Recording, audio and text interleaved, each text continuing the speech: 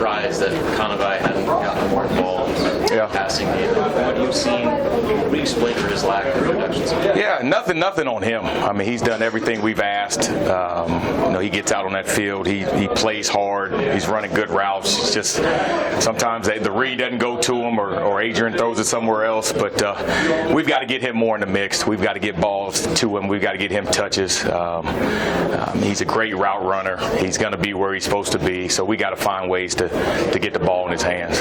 What will it take to get some, a guy past those three, and maybe Mike who's going to go a little bit going? Yeah. I think this game you'll see more than three guys. They have a good secondary, very fast. The corners play off at times, so we've got to get more guys going, and that's on me. I've got to get guys in early, get them in the flow of the game, because we're going to need the depth as we continue the season. So I'll place all the blame on me. I've got to do a better job of getting guys in early, trusting that they're going to do what they're supposed to do, and keep other guys fresh, because if JD and Mike and Conavai, they're the only three playing, then they're going to get worn down by the end of the year. So we got to get Chase involved. We got to get McQuitty. We got to get Jerron Woodyard in there and add some more depth to the receiving corps. Jerron didn't travel to Colorado. Was that health related? Yeah, it was health. Yeah, he had an injury last week, towards the end of the week, so we felt it was best to rest him and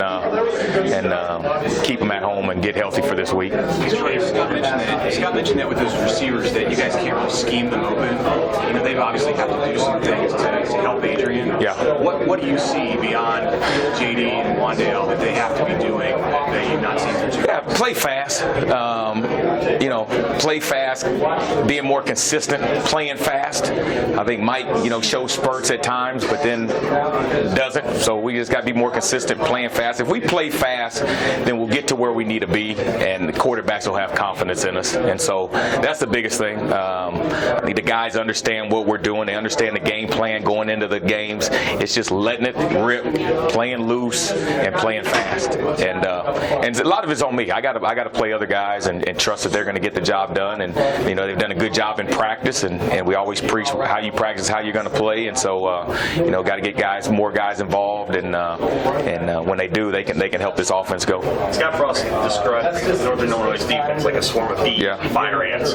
What challenges does an aggressive slanting defense like that pose? But also, what opportunities do they create with big plays? Yeah, it's both. It's kind of feast or famine. They're going to make some plays in the backfield.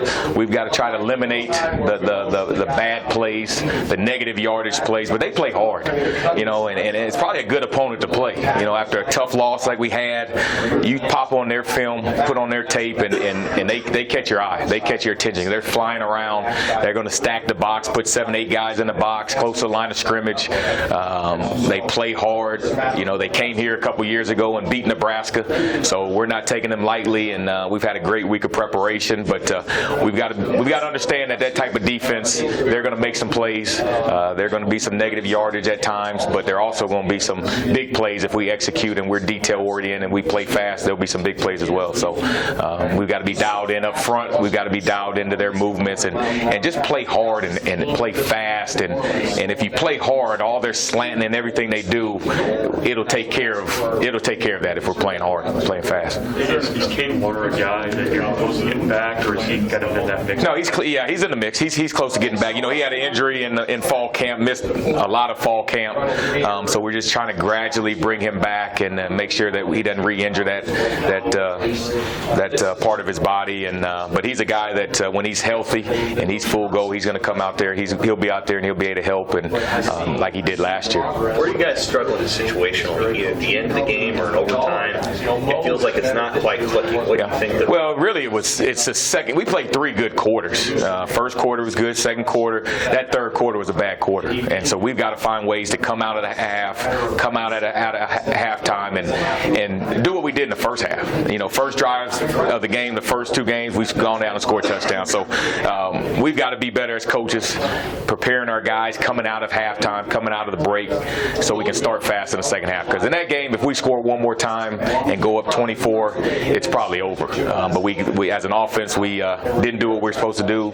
kept them in the game and kept the defense on the field too long, and they made plays. So we've got to be better coming out of halftime. When you're watching from above, does it look like, or looking at film, does it look like you're close to getting some stuff going run-wise between the tackles, or what? How is that sort of? Yeah. We had a couple explosive runs. It's one of those things where we've got to be patient, take the 3-4 yard runs, 3-4 yards, and then wear them down with our tempo, with our speed, and then second half, the big run should come about. So, we were good on the perimeter with our outside runs, but we've got to be better inside runs. These guys do a lot of slanting and twisting, so there'll be some opportunities, right? They get out of their gap, there'll be some opportunities for some big runs, and, in terms of the run, we've got to get the whole run game going, inside, outside, everything. So, how would you assess your line play in the 2 games right now? Overall, we've just been average. I think you talk to Coach Austin, talk to the offensive line, they would say they've been just average in terms of just moving guys, creating lanes. The first game, we didn't rush the ball very well.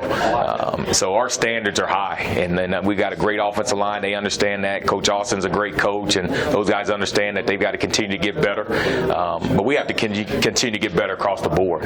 Receivers have been average, quarterback's been average, running back, we've just been average on offense, and we've got to be better. And we practiced that way this week. One of the positives out of the Colorado game, we got better from week 1 to week 2. And so now if we can take the next step this week, then we'll be pleased as a coaching staff. Are you still looking for a receiver? I mean, I know JD had the long one on Saturday, but a guy that can sort of take the top off the defense or run. Yeah, we're just looking for guys to make plays, whether it's take the top off, whether it's catch a 5-yard hitch and make a couple guys miss and turn into a 20, 30-yard game. We're just looking for more guys to contribute, to make plays, because teams are going to start doubling JD, and we need other guys to be ready to go. And like I said before, we've had a great week of practice with the other receivers, and I know that if their numbers called, they'll be ready to go. There's been a lot of quick screens to JD or Wendell early in the season. I don't wonder about that little middle screen, but has that been the defense dictating that, just taking that play away, or is that something you guys have moved away from?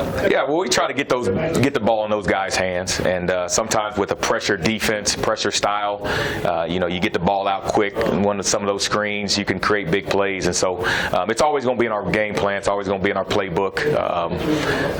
A lot of times, this comes down to execution and line getting out there and blocking who they need to block. The receiver making sure he catches it and knifing back to where the hole is going to be. So we'll continue to have that because that's a great pressure beater, and teams that want to pressure us, we use that as an outlet. With Miles Jones, is his playing time more product of playing behind JD and Wandale, or is there something more? No, it's more playing behind those guys, but he's one of the guys that has had a good week of practice and has done some good things throughout fall camp and can provide some more depth, especially Wandale maybe playing some more running back. Miles is a guy that needs to get in there and get his feet wet, so to speak, and he's an explosive playmaker, and so he's one of those guys that should see some time this week. Thanks, Troy. All right, guys.